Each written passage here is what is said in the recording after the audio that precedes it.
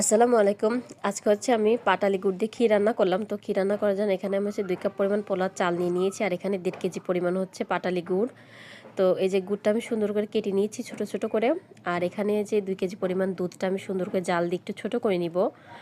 আর এর মধ্যে এই পাতিলটার মধ্যে আমি হচ্ছে পোলার চাল দিয়েছি, একটু সামান্য নুন দিয়েছি, আর ছোটো এলাচ, দারচিনি আর তেজপাতা দিয়ে চালটা সিদ্ধ হতে দিয়েছি। চালটা দিয়ে সিদ্ধ হয়ে গেছে, এবার একটা ডাল ঘুটুন দিয়ে ঘেঁটে দিলাম চালটা যাতে ভেঙে যায়। তো চালটা আমি দুধটার মধ্যে দিয়ে দিয়েছি। তো চালটা কিন্তু একদম সিদ্ধ হয়ে গেছে ভালো মতো।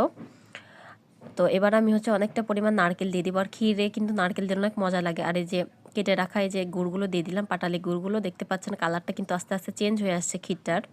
আর ছোটোবেলায় কিন্তু মা অনেক মজা করে ক্ষীর রান্না করতে, কার কার মা ক্ষীর রান্না করতে পারে অবশ্যই কমেন্টে বলবেন। তো দেখতে পাচ্ছেন কালারটা কিন্তু অনেকটা চেঞ্জ হয়ে আসছে ক্ষীরের, একদম গুড়ের মতো কালার হয়েছে। দেখতে পাচ্ছেন ক্ষীরটা কিন্তু একদম ঘন হয়ে গেছে। তো আমি এবার নামিয়ে দিব। আর আজকে হচ্ছে মজাদার পাটালি গুড়ের আমি ক্ষীর